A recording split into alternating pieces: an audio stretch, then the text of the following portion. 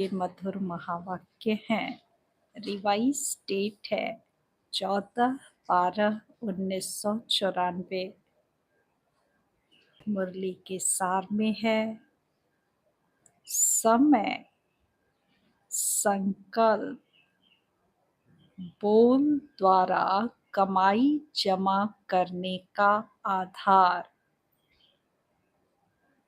समय संकल्प बोल द्वारा कमाई जमा करने का आधार।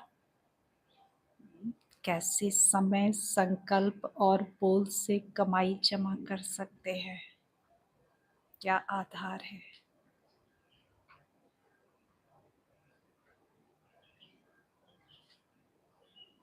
समय द्वारा कमाई जमा कर सकते हैं, संकल्पों के द्वारा कमाई जमा हो सकती है, बोल के द्वारा जमा हो सकती है। कैसे? एकाग्रता के द्वारा। साक्षी बन करके देखेंगे। कैसे?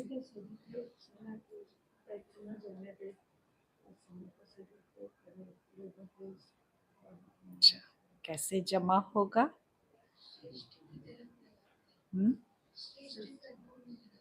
श्रेष्ठ कर्मों में लगा करके समय को, संकल्प को, बोल को श्रेष्ठ कर्म में जब लाएंगे तो हमारे कमाई जमा होगी। और कैसे होगा?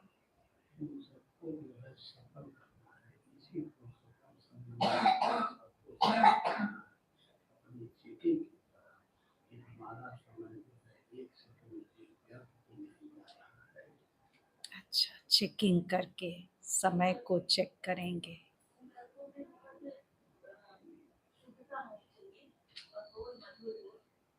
अच्छा, माने समय को भी देखेंगे कि कहाँ हमारा लग रहा है, संकल्प हम कैसे कर रहे हैं और जो है बोल कैसे है, क्या ये सब हमारे जमा के खाते में है? तो जमा करने के लिए बाबा ने आधार बताया, 3 बिंदी लगाना। 3 बिंदी लगाना। समय संकल्प बोल द्वारा कमाई जमा करने का आधार 3 बिंदी लगाना। विस्तार से सुनेंगे। आज बाप दादा किस सभा में आए हैं? ये सारी सभा किन आत्माओं की है? बाप दादा देख रहे हैं कि हर एक हाईएस्ट रिचेस्ट है। दुनिया वाले तो कहते हैं रिचेस्ट इन द वर्ल्ड, लेकिन आप सभी हैं रिचेस्ट इन। दुनिया वाले जो है वो रिचेस्ट इन द वर्ल्ड होते हैं, लेकिन आप बच्चे हर कल्प में रिचेस्ट बनते हैं। अच्छा, आप सभी हैं रिचेस्ट इन कल्प। इस समय का जमा किया हुआ खजाना सारा कल्प साथ में चलता है। सारे कल्प में ऐसा कोई भी नहीं मिलेगा जो ये सोचे कि इस जन्म में तो रिचेस्ट हो, लेकिन भविष्य में भी अनेक जन्म साहूकार से साहूकार रहेंगे। और आप सभी निश्चय और नशे से कहते हो कि हमारा ये खजाना अनेक जन्म साथ रहेगा। गारंटी है ना? दुनिया में कोई भी रिचेस्ट इन द वर्ल्ड हो तो क्या उनके साथ गारंटी है कि इस जन्म में रिचेस्ट है तो अगले जन्म में भी बनेंगे? कोई इस निश्चय से गारंटी के साथ कह सकता है? नहीं कह सकता। लेकिन आप बच्चे कह सकते हैं ना कि हम कल्प कल्प साहूकार ते साहूकार है। सिर्फ इस जन्म में जो हम कमाई करते हैं उसके आधार से पूरे कल्प, पूरे चक्र में हम साहूकार बन जाते हैं। तो गारंटी है ना? तो ऐसा रिचेस्ट सारे कल्प में देखा? तो आज बाप दादा अपने सहन के भी शाह, राजाओं के भी राजा बच्चों को देख रहे हैं। एक एक दिन में कितनी कमाई जमा करते हो, हिसाब निकालो। जमा का खाता कितना तीव्र गति से बढ़ता जा रहा है और बढ़ाने का साधन कितना सहज है। इसमें मेहनत है क्या? आपकी कमाई व जमा खाता बढ़ने का सबसे सहज साधन है बिनती लगाते जाओ और बढ़ाते जाओ। पहले भी पापा ने डिस्क्राइब किया है कि जैसे एक के ऊपर बिंदी, हाँ शिव कहते हैं ना, बिंदी शिव कहते हैं। तो एक के आगे बिंदी लगाओ तो 10 हो जाएगा, 10 के आगे बिंदी लगाओ तो 100 हो जाएगा। इस तरह से बिंदी लगाते लगाते लगाते जो है अपने खजाने को पदम गुना बना सकते हैं। तो यही सहज तरीका बाबा सिखा रहे हैं कि कैसे बिंदी लगा करके अपना खजाना बढ़ाते चलाओ। बिनती लगाते जाओ और बढ़ाते जाओ। आप भी बिनती, बाप भी बिनती और ड्रामा में भी बीती को बिंदी लगाना। कौन सी बिंदी लगानी है ये भी पापा सिखा रहे हैं। क्या क्या बिंदी है?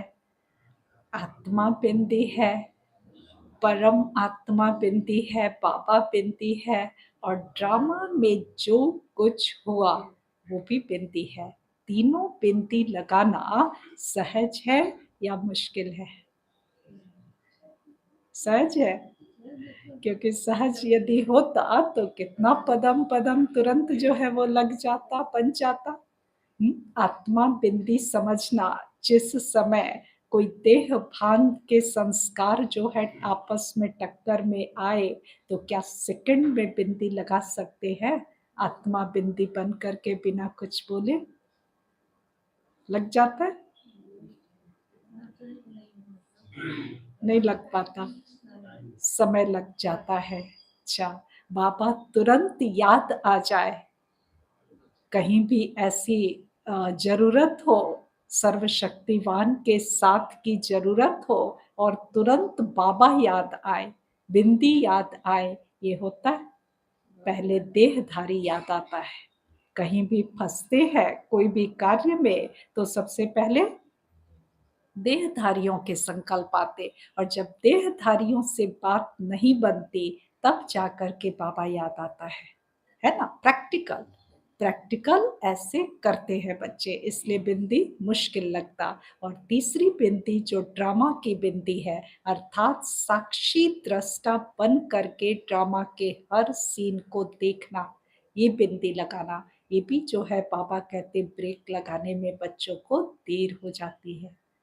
हाँ, बिंदी लगाना माना ब्रेक लगा देना, तुरंत से जो भी संकल्पों की बाढ़ आ रही है उसको वहीं रोक देना, यही है ना बिंदी लगाना। तो ये तीनों बिंदी सहज लगती है या नहीं? तो आप भी बिंदी, बाप भी बिंदी और ड्रामा में भी बीती को बिंदी लगाना। तो कमाई का आधार है बिंदी लगाना और कोई मात्रा है ही नहीं। हाँ, पूरे इस रचना की जितनी कहानी है, ड्रामा है, जितने छोटे-छोटे जो है नाटक हो रहे हैं, सब बाबा कहते बिंदी की कहानी है। हुँ? पूरे ड्रामा में बिंदी के अलावा और कुछ है ही नहीं। लेकिन कलयुग आते-आते तक क्या हो गया? क्या हो गया? ढेर सारी मात्राएँ आ गई, आश्चर्य सूचक चिन्ह आ गया, पूर्ण विराम के बजाय जो है आश्चर्य सूचक चिन्ह है, क्वेश्चन मार्क है, ढेर सारे जो है कॉमा है, ये सब आ जाते हैं ना, ठहर जाते हैं ना। बिनती लगाना मुश्किल हो जाता है। तो बाबा ने कहा और कोई मात्रा है ही नहीं, क्या, क्यों, कैसे, एक क्वेश्चन मार्क की मात्रा, आश्चर्य की मात्रा किसी की आवश्यकता नहीं है। क्योंकि क्यों ये आवश्यकता नहीं है अन्य किसी मात्रा की संगम पे? क्योंकि कलयुग आते-आते तो सारी मात्राएँ जो है वो आ गई ना, संगम पर और किसी मात्रा की आवश्यकता नहीं। क्यों? संगम युग कल्याणकारी युग है इसलिए। क्यों नहीं आवश्यकता है किसी और मात्रा की? वो व्यर्थ में उलझा देगा इसलिए। और अच्छा, बिंदी लगा देते पूर्ण विराम हो जाता है। अच्छा, क्यों नहीं आवश्यकता है? जैसे सपोज़ क्वेश्चन मार्क में क्या, क्यों, कैसे यही सब पूछते हैं ना, तो संगम पर क्या, क्यों, कैसे की आवश्यकता बाबा ने कहा नहीं है। क्यों? हुँ? बाबा आ गए हैं फुल स्टॉप लगाने। अच्छा, मास्टर नॉलेजफुल बन गए ना? क्या, क्यों, कैसे, कब पूछते हैं? जब वो चीज़ नहीं जानते।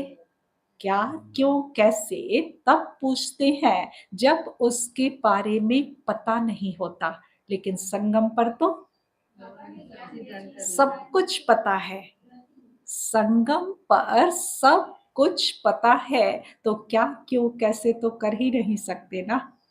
पता है या नहीं पता है? पता है। तो इसलिए बाबा ने कहा कि आवश्यकता ही नहीं, क्योंकि मास्टर नॉलेजफुल बन गए, तो कैसे शब्द ऐसे में बदल गया। अब अपनी चेकिंग करनी है कि क्या हमारा कैसे शब्द जो है ऐसे में बदल गया है। अपनी चेकिंग करेंगे ना कि क्या, क्यों अभी भी पूछते हैं या सारे उत्तर अंदर मिल जाते हैं। बदल गया या अभी भी कैसे-कैसे कहते हो? पता नहीं, ये शब्द संकल्प में भी बदल गया। त्रिकालदर्शी ये स्वप्न में भी नहीं सोच सकते, तो मुख से तो बोलने का सवाल ही नहीं है। कोई भी ब्राह्मण आत्मा कभी भी जब संकल्प में नहीं सोच सकती कि पता नहीं क्या होगा, पता नहीं कैसे होगा, ऐसा संकल्प में सोचेंगे?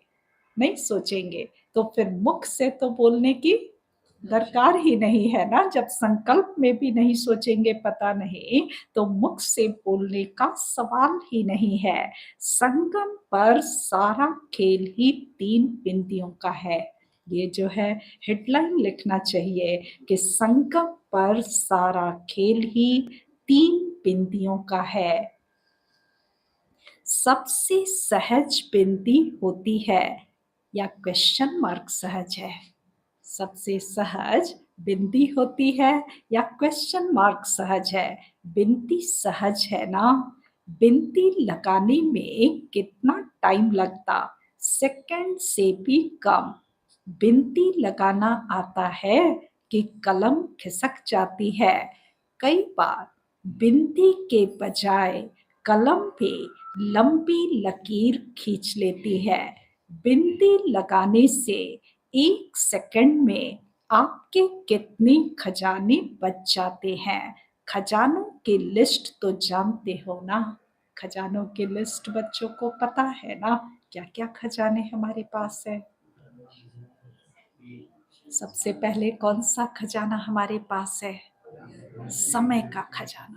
सबसे पहला खजाना हम बच्चों के पास, क्योंकि टाइम का इम्पोर्टेंस बहुत है, तो इसलिए समय का खजाना हमारे पास है। दूसरा खजाना कौन-सा मिला सबको? संकल्पों का खजाना, संकल्पों का खजाना। और उसके बाद सारे खजाने। कौन-कौन से खजाने? हाँ? खुशी का खजाना और ज्ञान का खजाना, शक्तियों का खजाना, ये सारे खजाने अपने पास आ गए। बाबा ने कहा खजानों की लिस्ट तो जानते हो ना? अगर बिनती के बजाय और कोई मात्रा लगाते हो व लग जाती है, तो सोचो ज्ञान का खजाना गया, शक्तियों का खजाना गया, गुणों का खजाना गया, संकल्प का खजाना गया, एनर्जी गई, श्वास सफल के बजाय असफलता में गया, समय गया, कितने सारे खजाने चले गए। हम क्या सोचते हैं कि एक ही तो सवाल मन में आया ना कि ये कैसे हो गया? कुछ भी यदि घटना घट गई और एक संकल्प मन में आया कि कैसे हो गया, तो कौन-कौन से खजाने चले गए? सबसे पहले यदि कैसे सवाल कर दिया, तो इसका मतलब ज्ञान का खजाना गया। ज्ञान का खजाना होता, मास्टर नॉलेजफुल होते, तो जो है कैसे सवाल पूछते ही नहीं, है ना? तो इसी तरह से कोई भी यदि दूसरी मात्रा लगती है बिंदी के अलावा, तो उस मात्रा के लगने मात्र से बाबा ने कहा ढेर सारे तुम्हारे खजाने वेस्ट हो जाते हैं। ज्ञान का खजाना वेस्ट हो जाता है, फिर शक्तियाँ चली जाती हैं। संकल्प भी शक्ति है ना, तो कोई भी बात आती है, तो उसमें जो है हमारे संकल्प चलने लगते हैं, तो संकल्प की शक्ति वेस्ट होती है ना, फिर समय भी वेस्ट जाएगा। इतना सोचेंगे, इतना इधर-उधर करेंगे तो क्या होगा? एनर्जी वेस्ट चली जाएगी। तो ये सारे खजाने वेस्ट हुए ना, तो ये सेकंड वेस्ट नहीं हुआ। जैसे सोचते ना कि एक ही सेकंड तो वेस्ट किया ना, तो ये 1 सेकंड वेस्ट नहीं बल्कि जो है ढेर सारे हमारे खजाने वेस्ट हो गए। तो सोचो, बाबा ने कहा बिंदी के बजाय कोई और मात्रा लगाते हो व लग जाती है, तो ज्ञान का खजाना गया, शक्तियों का खजाना गया, गुणों का खजाना गया, संकल्प का खजाना गया, एनर्जी गई, श्वास सफल के बजाय असफलता में गया, समय गया, कितना चला गया। कितना सारा जो है वो चीज चला गया, लंबी लिस्ट हो गई ना। तो ये कभी भी नहीं सोचो कि 1-2 सेकंड ही तो गया। ऐसे कभी नहीं सोचो कि 1-2 सेकंड ही तो गया, लेकिन 1 सेकंड में गँवाया कितना, 1 सेकंड पे कितना भारी हो गया। हर समय अपने जमा का खाता बढ़ाते चलो। कैसे? बिंदी लगाते हुए। हर समय, हर श्वास जो है बिंदी लगाकर अपने जमा का खाता बढ़ाते चलो। कमाया क्या और गँवाया क्या? इन सभी खजानों में से कितने खजाने गँवाए। बाप-दादा भी बच्चों के जमा के खाते चेक करते रहते हैं। जब खाता देखते हैं तो मुस्कुराते रहते हैं। क्या देखते होंगे जो मुस्कुराते हैं? बाबा जब खाते बच्चों के चेक करते हैं तो मुस्कुराते हैं। क्या देखकर मुस्कुराते होंगे? क्या देखते हैं जो बाबा को हँसी आती बच्चों के खजाने देख कर के? हुँ? कमाया कितना और गँवाया कितना ये देख कर के बाबा जो है हँसते हैं। और क्यों हँसी आती बाबा को?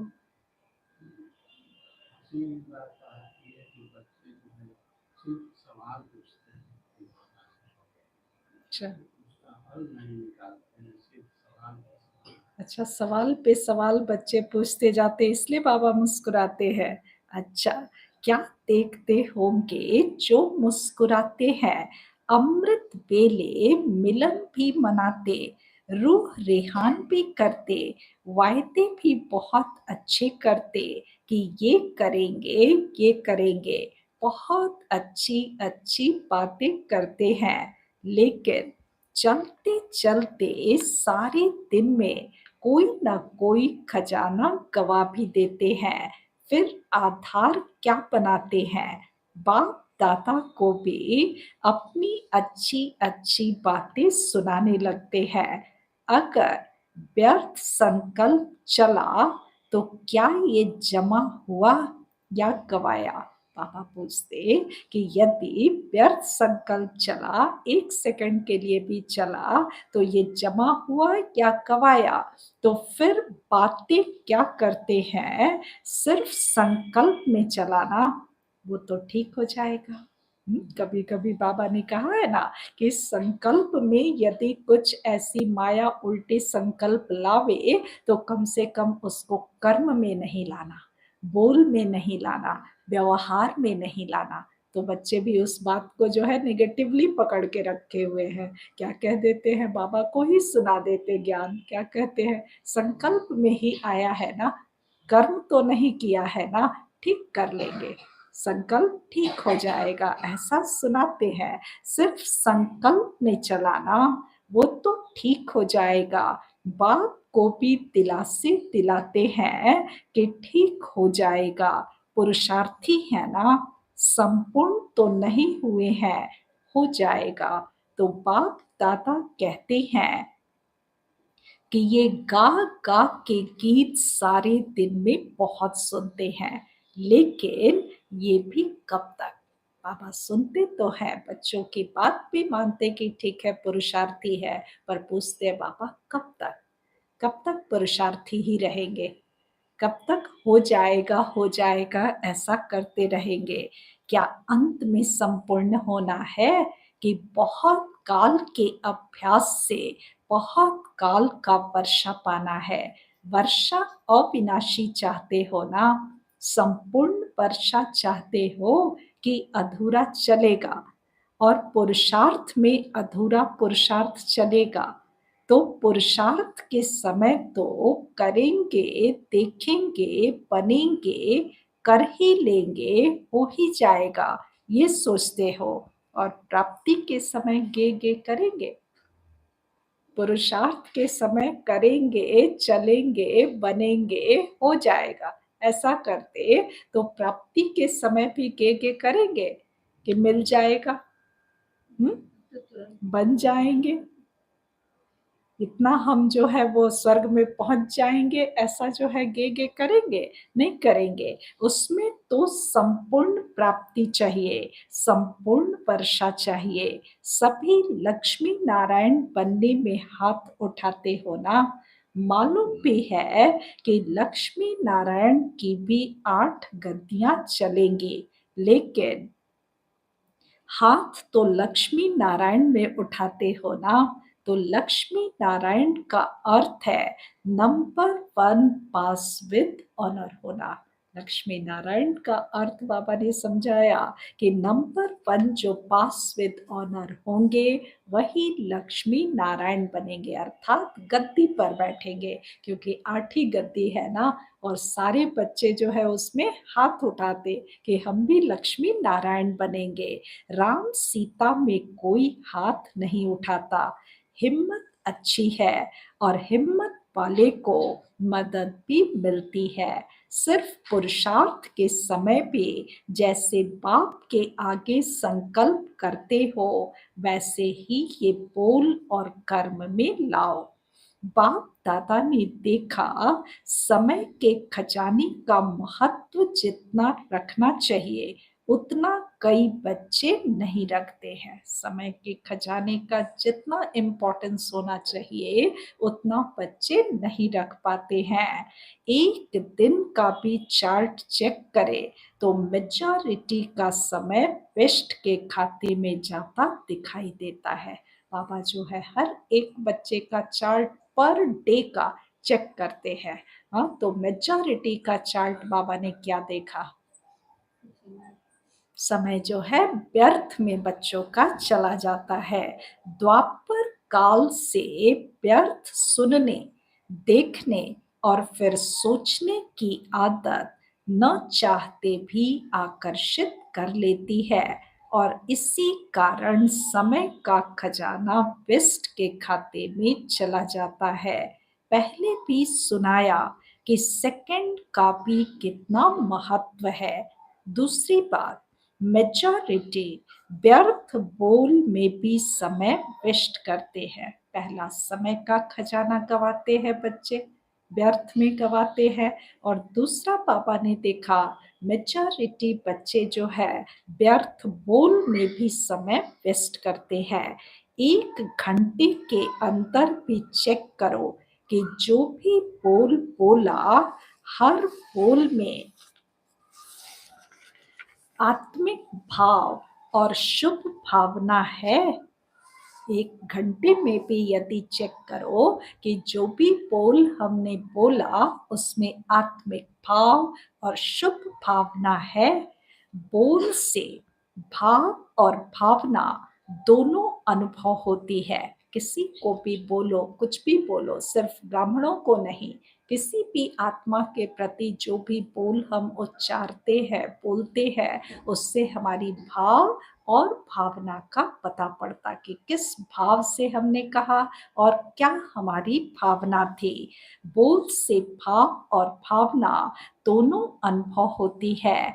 अगर हर बोल में शुभ भावना, श्रेष्ठ भावना नहीं है तो अवश्य माया की भावनाएं हैं। यदि शुभ भावना, शुद्ध भावना नहीं है, श्रेष्ठ भाव नहीं है, तो इसका मतलब माया मिक्स है ना? माया के प्रभाव में भावनाएं हैं, वो तो अनेक हैं। माया की भावनाएं कितनी सारी हैं? ईर्ष्या, हसद, घृणा, ये भावनाएं चाहे किसी भी परसेंट में समाई हुई होती हैं। कई बार बोल के टेप रिकॉर्ड बाप दादा सुनते हैं। हम जो बोलते जाते हैं, वो सारे टेप रिकॉर्ड में जैसे कि नोट होता जाता है, और बाबा किसी का भी टेप रिकॉर्ड कभी भी खोल कर सुन सकते हैं कि पिछले 1 घंटे में किस बच्चे ने क्या बोला। सुन सकते हैं। तो क्या हम अपना टेप रिकॉर्ड नहीं सुन सकते? बाप दादा तो सुन ही सकते हैं, हम अपना चेक कर सकते हैं या नहीं कि हमारे बोल कैसे होने चाहिए? शुभ भाव और शुभ भावना सहित होना चाहिए। भाव कैसा? शुभ होना चाहिए। भावना हमारी जो है वो शुभ होनी चाहिए, श्रेष्ठ होनी चाहिए। तो क्या इसी भाव और भावना से हम हर आत्मा के संपर्क में आते बोल बोलते हैं, या माया के प्रभाव से बोलते हैं, ईर्ष्या से बोलते हैं, घृणा से बोलते हैं, नफरत आ जाता है? तो ये सारे भाव तो कहीं मिक्स नहीं होते, ये चेक करो। कई बार बोल के टेप रिकॉर्ड बाप दादा सुनते हैं। हर एक की ऑटोमेटिक टेप भरती जाती है, और जिस घड़ी जिसकी भी सुनना चाहे वो सुन सकते हैं। हर बोल का सार नहीं होता। अपनी चेकिंग के लिए बाबा जो है ये पॉइंट बता रहे हैं कि जो भी बोल हम बोलते हैं उसमें चेक करें कि इस बोल का कोई सार था, कोई मीनिंग था, बोलने की दरकार थी। ये सारी बातें चेक करनी चाहिए। हाँ, हर बोल का सार नहीं होता। कई बार कहते भी हो, मेरी भावना, मेरा भाव खराब नहीं था, ऐसे ही निकल गया, वह बोल दिया। लेकिन जिस बोल में आत्मिक भाव और शुभ भावना नहीं, वो किस खाते में जमा होगा? हमें हर सेकंड पापा कहते कि चेक करना है कि हमारा जमा का खाता जो है वो जमा हो रहा है या व्यर्थ का खाता में जा रहा है, या व्यर्थ का खाता जमा हो रहा है। 2 खाते सबके कंटिन्यूअस चल रहे हैं, पैरेलल चल रहे हैं, है ना? एक जमा का खाता पॉजिटिव और दूसरा व्यर्थ का खाता या नेगेटिव का खाता चल रहा है। दोनों खाते साथ-साथ चल रहे हैं, जिसको बाबा जमा और ना कहते हैं, है ना? जब शुभ नहीं है, अच्छा नहीं है, श्रेष्ठ नहीं है, तो वो ना के खाते में चला जाता है। तो इसलिए बाबा ने कहा कि ये चेक करो। कई बार कहते हो कि मेरी भावना, मेरा भाव खराब नहीं था, ऐसे ही निकल गया, वह बोल दिया। लेकिन जिस बोल में आत्मिक भाव और शुभ भावना नहीं, वो किस खाते में जमा होगा? वेस्ट में हुआ ना?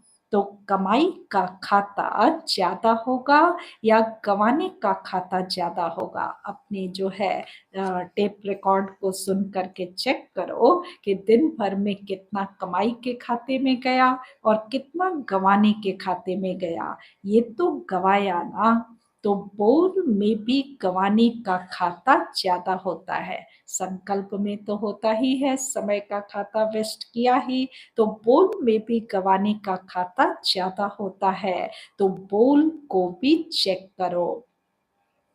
ऐसे ही बोल दिया, ये भाषा बदली करो, क्योंकि साधारण रीति से कुछ भी यदि बोल देते और मान लो किसी को बुरा लग जाता, तो कहते हैं ना, हम बार-बार ये करेक्शन करते हैं ना कि हमारा भाव ऐसा नहीं था, निकल गया। तो बाबा कहते कि इस ऐसे ही बोल को चेक करो और चेंज करो। ऐसे ही बोल दिया, ये भाषा बदली करो। समर्थ बोल का अर्थ ही है जिस बोल में किसी आत्मा को प्राप्ति का भाव व सार हो। समर्थ बोल किसको कहेंगे कि किसी भी आत्मा के प्रति जो भी हमने बोल उच्चारे या जो भी हमने बोल बोले, उस आत्मा को प्राप्ति का अनुभव हो, उस बोल से प्राप्ति का भाव अनुभव हो, सार अनुभव हो। अगर सार नहीं है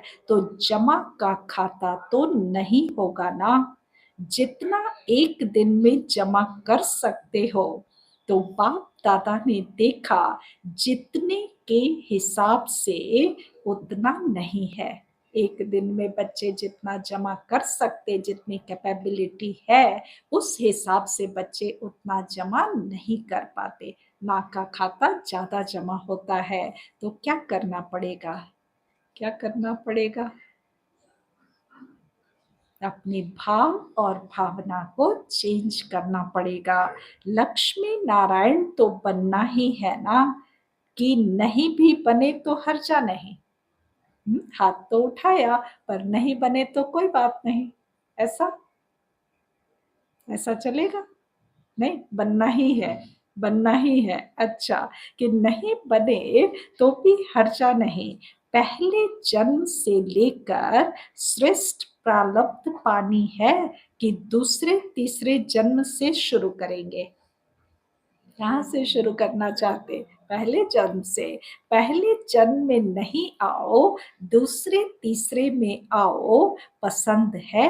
नहीं पसंद है ना, तो इतना जमा का खाता है कि लक्ष्मी नारायण के जो 8 गद्दी चलेंगे उसके उत्तराधिकारी बने या पहले जन्म में आने के लायक बने, इतना खाता जमा किया है। अगर खाता कम जमा होगा तो प्रारब्ध क्या खाएंगे? यहाँ दूसरे की कमाई तो खाने को नहीं मिलेगी। हाँ, जो भी खाना है वो अपनी कमाई खानी है। जो भी यहाँ कमाया संगम पर उसी की प्रारब्ध भोगनी है। तो प्रारब्ध क्या खाएंगे? उतना ही खाएंगे जितना जमा किया है। तो आज बाप दादा ने सभी के जमा के खाते देखे। दूसरों को समय का महत्व बहुत अच्छा सुनाते हो। संगम युग की महिमा कितनी अच्छी करते हो, तो स्वयं भी सदा समय के महत्व को सामने रखो। बाबा जो है याद दिला रहे हैं बच्चों को कि जैसे औरों को संगम की महिमा सुनाते हो, तो समय के महत्व को सदा सामने रखो। समय के पहले अपने श्रेष्ठ भाग्य के आधार से प्राप्तियों का खाता फुल जमा करो। संगम युग के समय की विशेषता है कि तीनों रूप की प्राप्ति है। क्या प्राप्तियों का खाता जो है वो जमा करेंगे या अपने सम्मुख जो है हमेशा रखेंगे? तीनों रूप से हमें प्राप्तियां है। किस किस रूप से?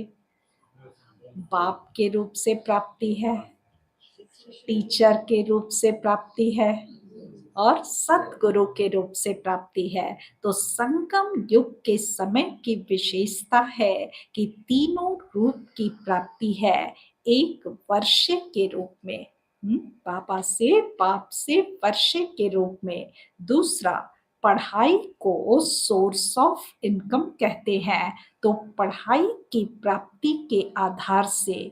और तीसरा है वरदान के रूप में। सद्गुरु से जो प्राप्ति है वो वरदान के रूप में है, टीचर की प्राप्ति सोर्स ऑफ इनकम पढ़ाई के रूप में है, और बाप से जो प्राप्ति है वो वर्षे के रूप में है। वर्षा भी है, इनकम भी है और वरदान भी है। प्राप्ति बहुत भारी है, बहुत बड़ी है, सिर्फ संभालने वाले बनो। प्राप्ति तो बाबा ने तीनों ही रूप से बहुत दी, तो उसको संभालना पड़े ना।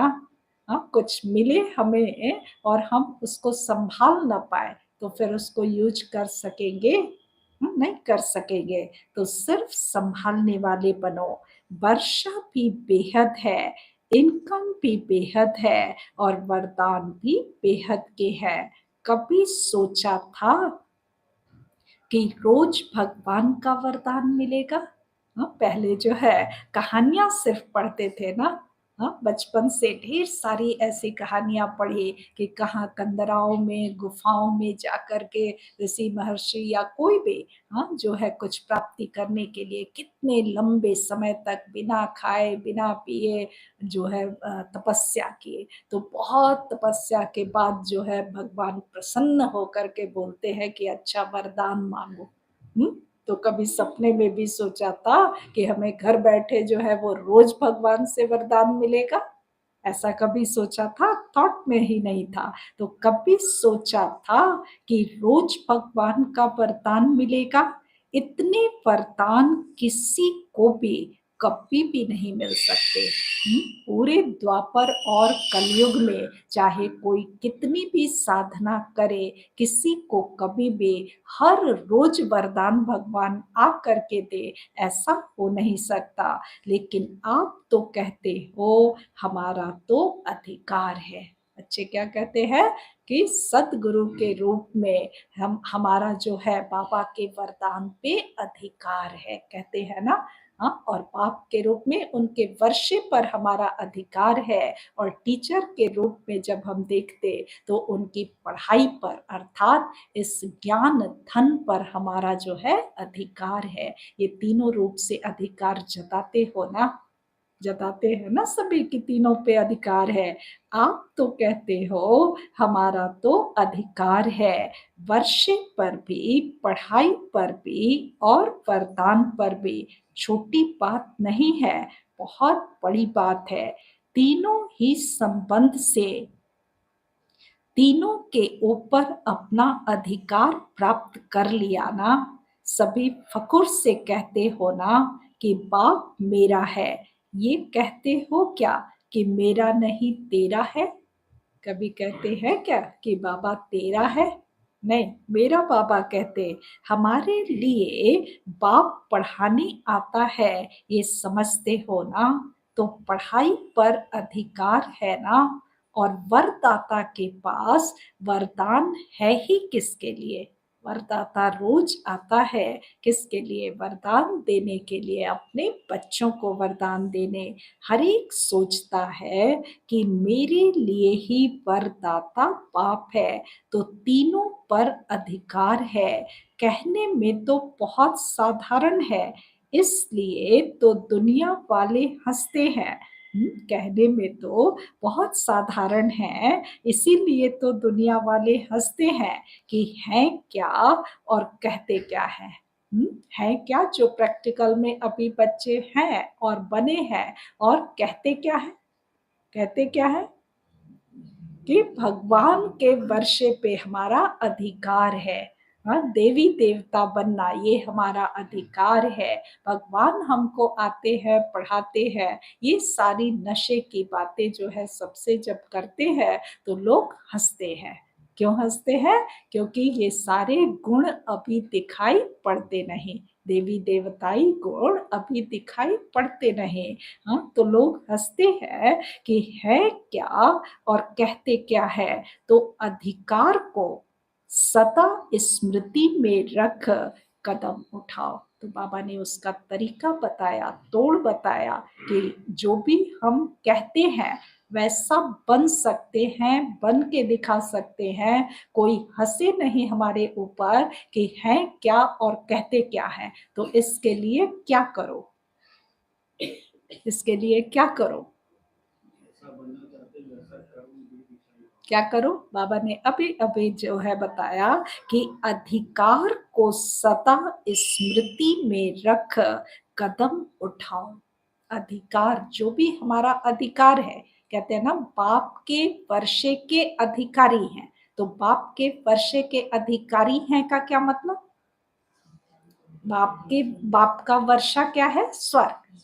बाप का वर्षा है स्वर्ग और हम क्या कह रहे हैं? हम स्वर्ग के अधिकारी हैं। तो स्वर्ग के अधिकारी है माना हम लक्ष्मी नारायण हैं, सिंपली यदि कहे तो इस चीज को हमेशा जो है मन बुद्धि में इमर्ज करके रखो। हम बनने वाले हैं नहीं, हम हैं, ऐसा यदि बुद्धि में इमर्ज होगा तो हमारे जो है संकल्प कैसे होंगे, बोल कैसे होंगे और कर्म कैसे होंगे, देवी देवताओं जैसे हो जाएंगे ना। तो इसलिए बाबा ने युक्ति बताई कि अधिकार को सदा स्मृति में रख कदम उठाओ। इमर्ज रूप में रखो, मर्ज रूप में नहीं। ये इमर्ज और मर्ज क्या होता है? इमर्ज रूप में रखो, मर्ज रूप में नहीं।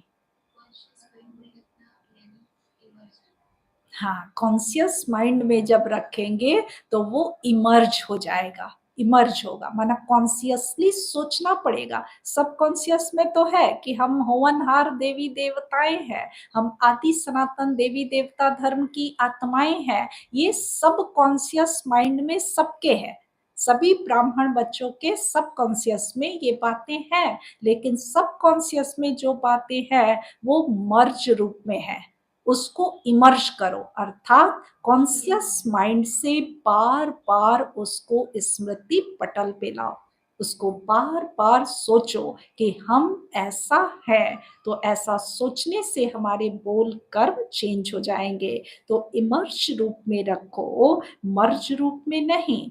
हैं तो ब्रह्मा कुमार, हैं ही बाबा के, ऐसे नहीं। इसको बाबा कहते मर्ज रूप हो गया कि है ही हम बाबा के, है तो ब्रह्मा कुमार कुमारी, तो ऐसे नहीं।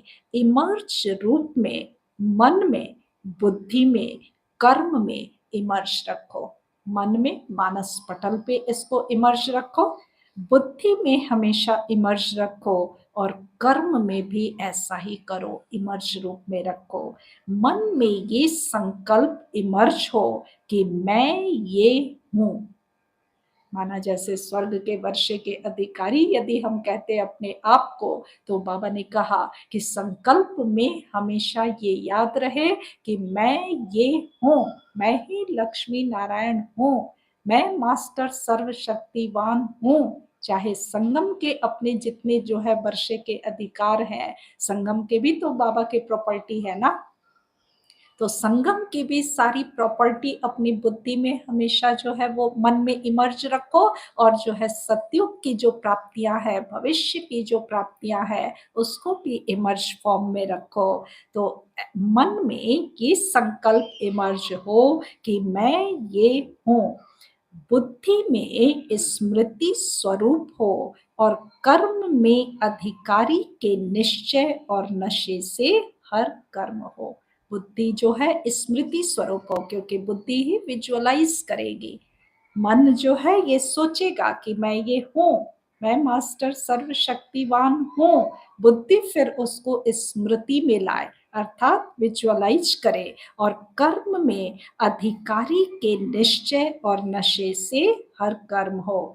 ऐसे नहीं, अमृत वेले तो इमर्ज रहता है, फिर सारे दिन में मर्ज हो जाता है।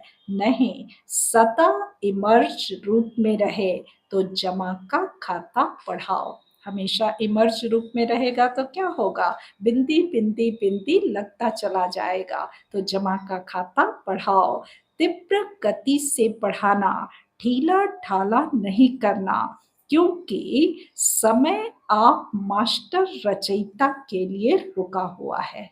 बाबा ने समय का इशारा दिया कि तीव्र गति से अपने खाते को बढ़ाओ ताकि पहले जन्म में आ सको। हाँ, इसके लिए तीव्र गति से बढ़ाओ, ढीला ढाला नहीं करना, क्योंकि समय आप मास्टर रचयिता के लिए रुका हुआ है।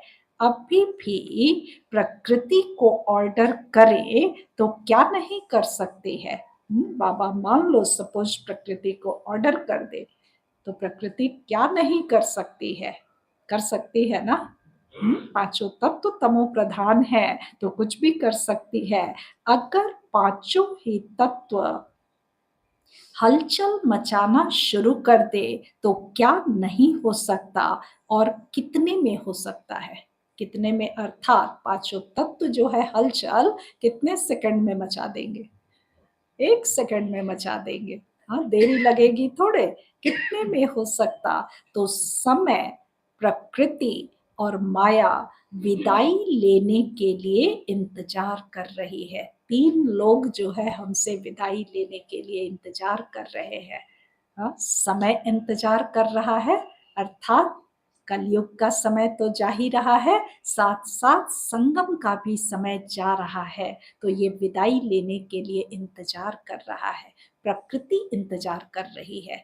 तमो प्रधान प्रकृति जो है जाना चाहती है, सतो प्रधान प्रकृति आना चाहती है, तो वो भी इंतजार कर रही है। और माया भी अर्थात हमारी कमी कमजोरियां भी हमसे विदाई लेने की तैयारी में है, इंतजार कर रही है। आप संपूर्णता की बधाइयां मनाओ तो वो विदाई लेकर ही जाएगी। कब जाएगी विदाई लेकर? जब हम संपूर्णता की बधाइयां मनाएंगे। माया भी देखती है कि अभी ये तैयार नहीं है तो चांस लेती रहती है। प्रकृति को ऑर्डर करें, बाबा पूछते प्रकृति को ऑर्डर करें, पुरुष तैयार है अर्थात आत्माएं तैयार है। प्रकृति को ऑर्डर करे, पुरुष तैयार है, प्रकृति तो तैयार हो जाएगी। ऑर्डर करे कि ज्ञान सरोवर तैयार हो, पीछे ऑर्डर करे। ज्ञान सरोवर बनने का उस समय सारा प्रोग्राम चल रहा था, तो ज्ञान सरोवर तैयार हो तो पीछे ऑर्डर करे। ऐसे एवर रेडी हो कि रेडी हो, शक्तियां एवर रेडी है, संपूर्ण हो गए। थोड़े को तो एवर रेडी नहीं कहेंगे ना। कुछ दीदी दादियां मान लो तैयार है तो उनको तो एवर रेडी थोड़े लोगों को होने से तो नहीं कहेंगे ना। ये सोचो, चेक करो कि अगर इस घड़ी भी महाविनाश हो जाए तो अपनी तस्वीर देखो नॉलेज के आईने में कि मैं क्या बनूंगा। हमेशा नॉलेज के आईने में पर डे अपने आप को चेक करो कि अभी यदि विनाश हो जाए या अभी हमारा शरीर छूट जाए तो मैं क्या बनूंगा। आईना तो सबके पास है ना, ज्ञान का आईना सबके पास है ना, क्लियर है ना। तो अपने तकदीर की तस्वीर देखो। बाप को क्या टाइम लगेगा? जब ब्रह्मा के लिए गायन है कि संकल्प से सृष्टि रच ली तो क्या संकल्प से विनाश नहीं हो सकता? यदि संकल्प से ब्रह्मा ने सृष्टि रची ये गायन है तो क्या संकल्प से विनाश नहीं हो सकता? बाप जानते हैं राजधानी चलनी है तो उसमें एक ब्रह्मा क्या करेगा। मान लो बाबा जानते हैं, बाबा को पता है कि ब्रह्मा बाबा तैयार है, लेकिन यदि उनकी राजधानी में आने वाले अन्य बच्चे तैयार नहीं है तो बाबा प्रकृति को कैसे ऑर्डर करेगा। एक ब्रह्मा जाकर के क्या करेगा? पूरी राजधानी जानी चाहिए ना। तो राजधानी चलनी है तो उसमें एक ब्रह्मा क्या करेगा? साथी चाहिए ना। तो ब्रह्मा बाप भी आप साथियों के लिए रुके हुए हैं। तो बाप बच्चों से प्रश्न करते हैं। बच्चे तो बाप से प्रश्न बहुत कर चुके हैं, अभी जो है बाबा बच्चों से प्रश्न पूछते हैं। अभी बाप बच्चों से प्रश्न करते हैं कि डेट फिक्स करो। किस बात की? संपूर्णता की। संपूर्णता की डेट फिक्स करो। ये बाबा जो है बच्चों के हाथ में देते, सभी काम की डेट फिक्स करते हो ना। हर एक काम की डेट तो फिक्स करते ही है, लौकिक में भी करते हैं, अलौकिक में भी करते हैं। कोई सेंटर की ओपनिंग होनी हो, कहाँ भी कुछ भी सेरेमनी होनी हो तो उसकी एक डेट फिक्स करते हैं ना। तो बाबा ने कहा इस सेरेमनी की डेट फिक्स करो। प्रकृति को विदाई देने की और सतो प्रधान प्रकृति के आने की, माया को विदाई देने की, बधाइयां मनाने की, ये जो है डेट तुम फिक्स करो। सभी काम की डेट फिक्स करते हो ना, तो इसकी भी डेट फिक्स करो। इसका भी मुहूर्त होना है ना। ज्ञान सरोवर की भी डेट फिक्स है, हॉस्पिटल की भी डेट फिक्स है, सब बनकर तैयार है, ओपनिंग के लिए जो है डेट फिक्स हो चुका है। तो इसकी डेट क्या है, ये किसको फिक्स करनी है, संपूर्णता की डेट किसको फिक्स करनी है, बाप को नहीं करनी है। ये बाप ने आप बच्चों के हाथ में दिया है। कोई काम तो आप भी करेंगे ना, कि सब बाप भी करेंगे। डेट फिक्स का प्रोग्राम बनाना, पापा ने कहा डेट फिक्स करने का प्रोग्राम बनाना। अच्छा, नए बच्चों को देखते हुए बाबा ने कहा, ढेर सारे नए बच्चे आए थे ओम शांति भवन में। बाबा ने कहा देखो, आप नए नए बच्चे जो आए हैं, आपसे सबका कितना प्यार है। पहला चांस आप सबको ही देते हैं। बाबा से मिलन मनाने का जो फर्स्ट चांस मिलता था, याद होगा पहले मिलता था ना। हाँ, सभी पहली बार आए बच्चे खड़े हो जाओ कहते थे ना। हाँ, जो पहली बार आते थे, नए नए आते थे, उनको बाबा कहते पहली बार आने वाले बच्चे खड़े हो। तो आपसे सबका कितना प्यार है, पहला चांस आप सबको ही देते हैं। सब खुश राजी हैं। कितने पैर पृथ्वी मिली है।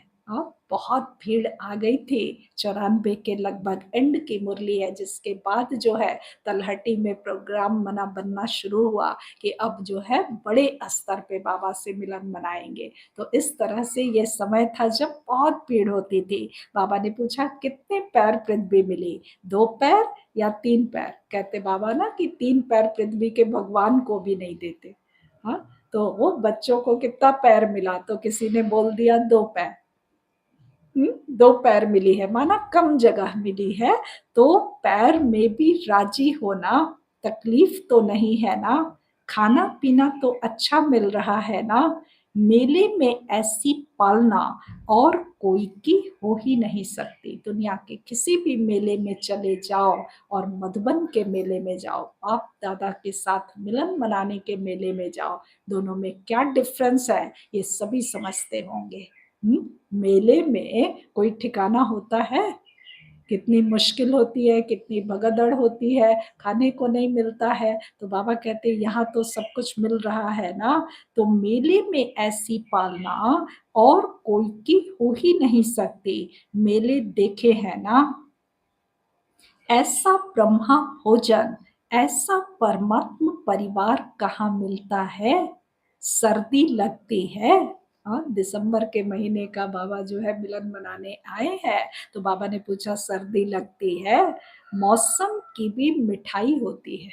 हाँ, जब सर्दी लगे, गर्मी लगे, बरसात आए, तो मौसम को क्या समझो, ये भी मिठाई है।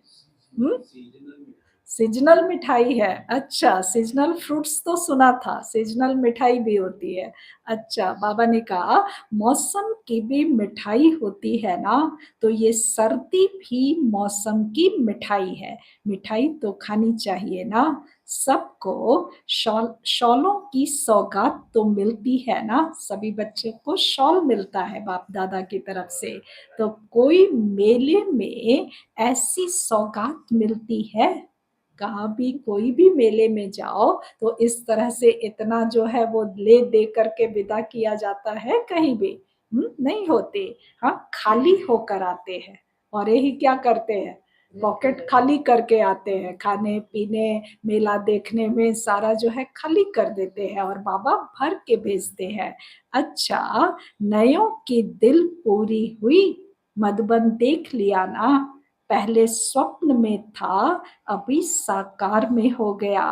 कितना भी स्थान बढ़ाएंगे लेकिन कम होना ही है।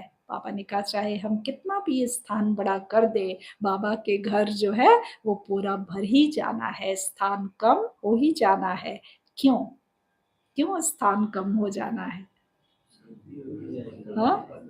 33 करोड़ तैयार होने वाले हैं और उस 33 करोड़ में से पहले जो है 9 लाख वाली आत्माएं, 9 लाख यदि पहुंच जाए तो कहाँ रखेंगे? अभी तो 20,000 25,000 ऐसे जो है जाते हैं। तो बाबा ने कहा क्यों? सोचो, अभी 9 लाख जमा हुए हैं नहीं, पहले जन्म की संख्या ही तैयार नहीं हुई है, वो तो होनी ही है ना।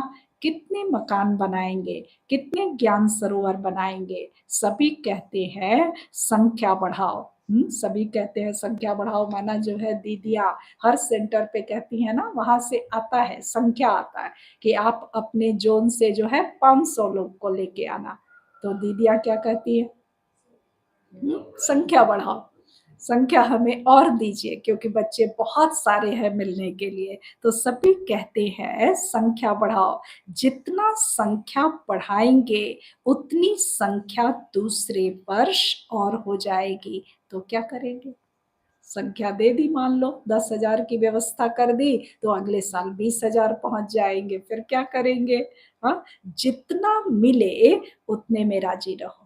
बाबा ने कहा कि संख्या चाहे जो बढ़ानी है बढ़ा लो, जितना मिले बाप के घर में उतने में राजी रहो। मेला भी करना है ना, वास्तविक मेला तो बाप दादा से मिलने का है ना, तो मेला भी करना है ना।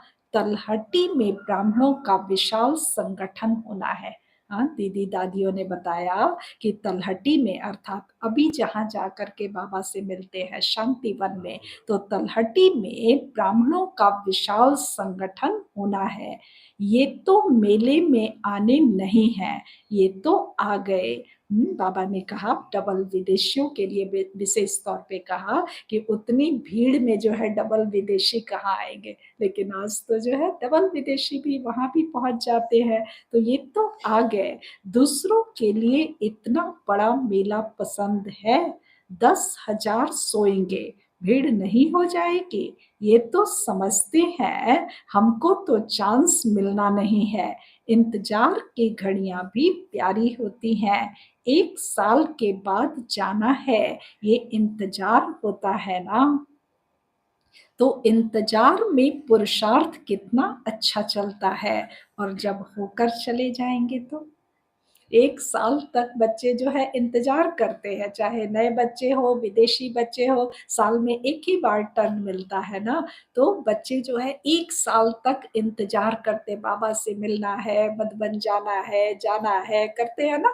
हाँ, और मिल करके जब लौट कर आते हैं तो फिर क्या होता है? हाँ, फिर अगले साल की तैयारी में लग जाते हैं। अच्छा, मिलकर आते हैं तो क्या होता है? हाँ, जो नए बच्चे होते हैं उनको जितना उत्साह हो जाता है, तो वो की जब आते हैं तो वो उत्साह में थोड़ी कमी आ जाती है। अच्छा, क्यों कमी आ जाती है?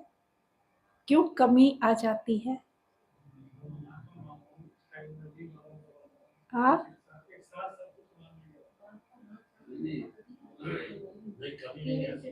कमी नहीं आती,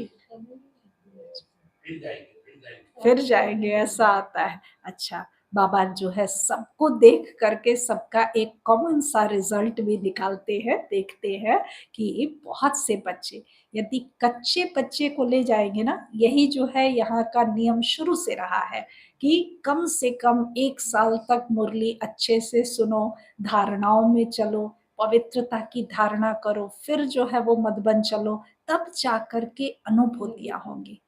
और बहुत से बच्चे क्या करते हैं, जिद करते हैं, कुछ भी सुना नहीं ढंग से जो है वो, मतलब धारण भी नहीं किया, धारणा भी नहीं हुई, मुरली भी पूरा अर्थ नहीं समझ पाए, क्योंकि कभी आते कभी नहीं आते। तो इस तरह से जब बच्चे, कच्चे बच्चे जाते हैं ना, तो वहां जाकर के बहुत मजा नहीं आता, ईश्वरीय मिलन का आनंद नहीं ले पाते।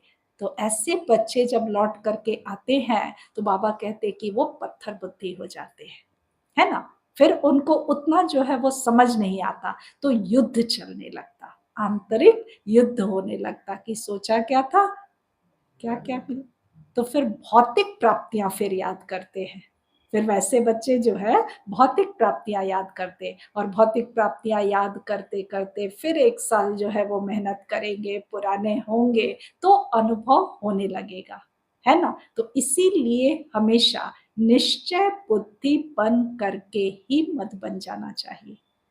नए बच्चों को नहीं ले जाना चाहिए, बाबा इसलिए मना करते कि पहले यहाँ अनुभव करो, यहाँ अनुभव करो तो वहाँ अनुभूति फिर बहुत अच्छी होगी। तो बाबा ने कहा जब होकर चले जाएँगे तो देख लिया, फिर क्या होगा? फिर अलबेलापन आएगा। बाबा पूछे फिर अलबेलापन आएगा? तो किसी-किसी को आता है, लेकिन बाबा ने कहा नहीं आएगा और आगे बढ़ेंगे। ये भी ड्रामा में जो विधि बनी हुई है, वो बहुत ही फ़ायदे वाली है। ये जो ड्रामा में विधि बनी है कि 1 साल के क्लास के बाद ले जाना, ये बहुत फ़ायदे वाली है। 1 साल में पक्के तो हो जाते हो ना, नहीं तो कच्चे-कच्चे आ जाते, फिर युद्ध करनी पड़ती है। लौट करके आकर के फिर जो है माया उनको बहुत परेशान करती है। तो हर साल में आपके यहाँ मधुबन में इंटरनेशनल मेले कितने लगते हैं? अब बाबा जो है पूछ रहे हैं कि साल में कितने इंटरनेशनल मेले आपके यहाँ लगते हैं अर्थात मधुबन में लगते हैं? अभी भी ये मेला क्या है? जहाँ देश-विदेश के सारे जो है बच्चे मिलने आए हैं, तो उसको क्या कहेंगे? इंटरनेशनल मेला ही कहेंगे ना? इंटरनेशनल है ना? देश-विदेश सब तरफ के हैं ना? दुनिया वाले तो सोचते हैं इंटरनेशनल प्रोग्राम 5 साल में 1 किया तो बहुत कर लिया। दुनिया में कोई भी इंटरनेशनल मीटिंग यदि होनी है तो 2-4-5 साल में एकाध मीटिंग होती होगी। 5-5 साल में कोई-कोई मीटिंग ऐसी होती है, लेकिन बाबा के घर में हर जो है हर साल होती है और हर साल में कितनी बार होती है। हाँ, 10 टर्म तो कम से कम जो है होता ही है ना, 10 टर्म मिलता ही है ना, तो मधुबन में कितने होते हैं, पता पड़ता है इंटरनेशनल मेला हो गया ना और सब खुश, मज़ा आता है ना, लेकिन आना टर्न पर। बाबा जो है सावधानी दिए, हाँ, कि मेला है तो इसका मतलब ये नहीं कि सब जो है पहुँच जाना। एक साथ पहुँच जाना नहीं, बड़ी भले जो है तलहटी में बनेगा, बड़ा जगह बनेगा, लेकिन आना सब टर्न पर। अभी तो देखो 10,000 में भी टेंट तो मिलेगा ना, आखिर में ये सब साधन समाप्त हो जाएँगे। सारे आबू के पहाड़ों को सोने का स्थान बना लो, तो कितने रह सकते हैं? हाँ, हो सकता है ये भी दिन आएगा कि सारे आबू के पहाड़ जो है वो रहने के स्थान बन जाएँगे, टेंट हाउस बन जाएँगे, कुछ ऐसा होगा।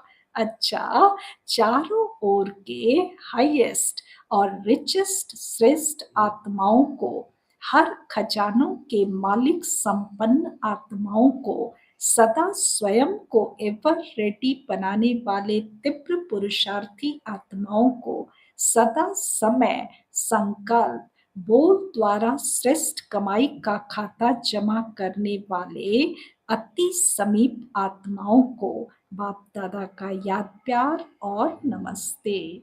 हम बच्चों की तरफ से बाप दादा को नमस्ते, नमस्ते, नमस्ते। दादी जी से बाबा ने मुलाकात की। सब सहज चल रहा है ना? मेला चल रहा है या खेल चल रहा है?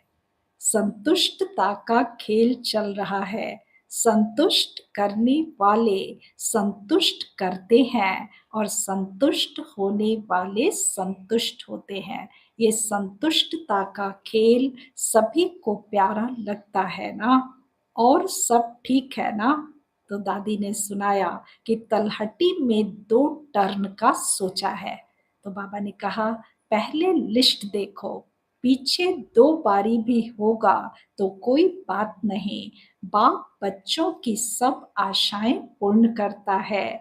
बाप को आने में तो कोई तकलीफ नहीं है ना?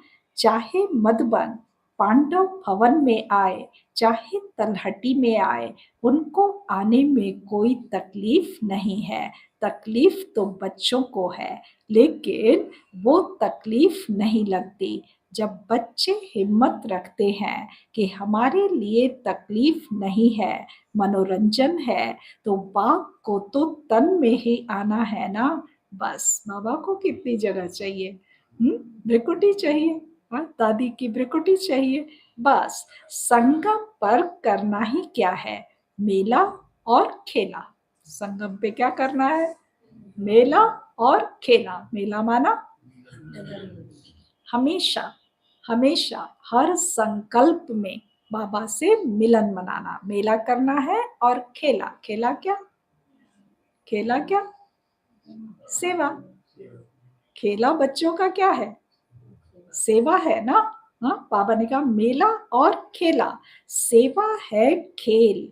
मेला मनाओ, सेवा का खेल करो। और क्या करना है? खाओ पियो, ब्रह्मा भोजन खाओ। अच्छा, वरदान दिया बाबा ने।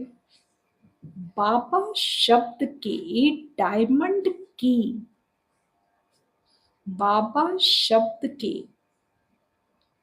डायमंड की ब्रैकेट में चाबी द्वारा सर्व खजाने प्राप्त करने वाले परमात्म स्नेही भव।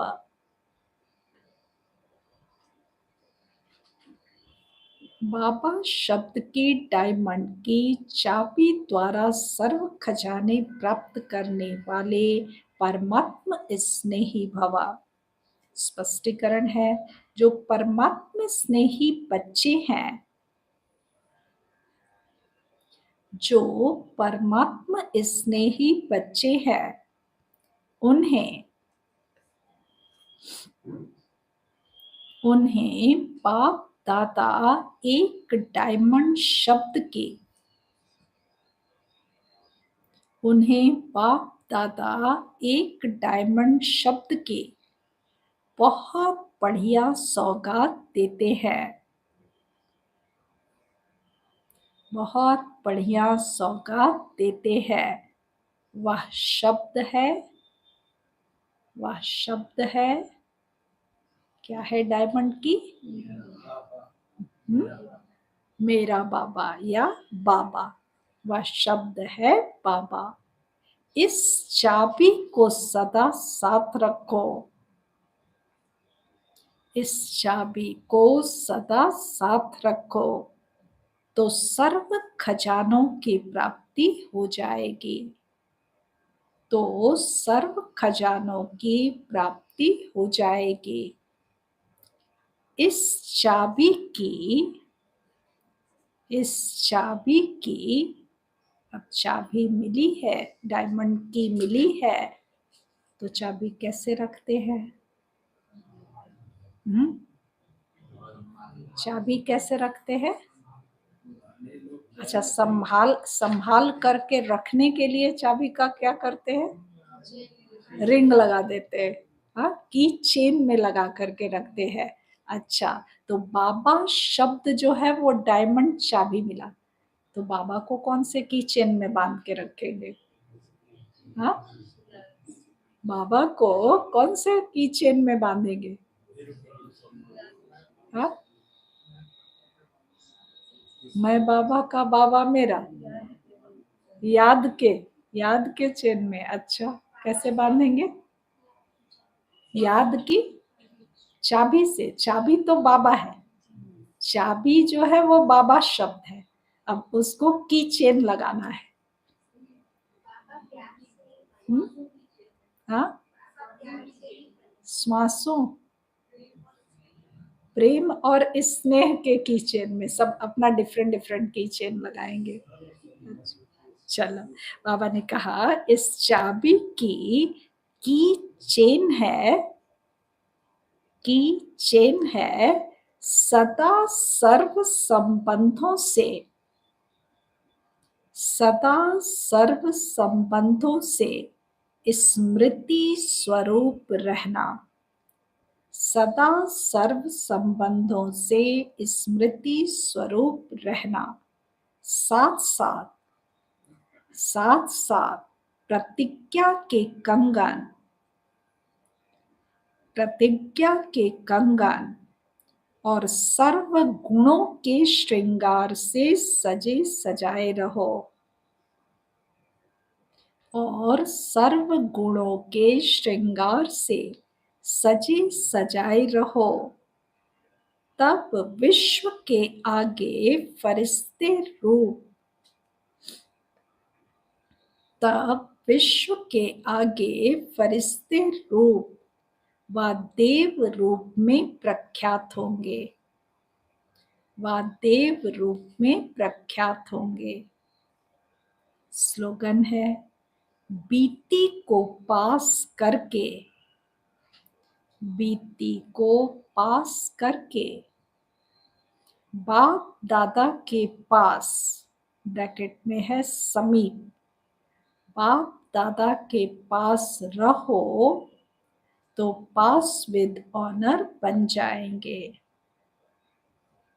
बीती को पास करके बाप दादा के पास रहो तो पास विद ऑनर बन जाएंगे। सूचना है, आज मास का तीसरा रविवार है। सभी राजयोगी तपस्वी भाई बहनें सायं 6:30 से 7:30 बजे तक विशेष योग अभ्यास के समय मास्टर सर्वशक्तिवान के शक्तिशाली स्वरूप में स्थित हो सर्व शक्तियों का महादान करें। आज का स्वमान लेना है, मास्टर सर्वशक्तिवान के शक्तिशाली स्वरूप में स्थित होकर सर्व शक्तियों का महादान करें। दुखियों की पुकार सुने, उपकार करें। दुखियों की पुकार सुने, उपकार करें। मुरली के सार में था, समय संकल्प बोल द्वारा कमाई जमा करने का आधार 3 बिंदी लगाना। अच्छा, ओम शांति।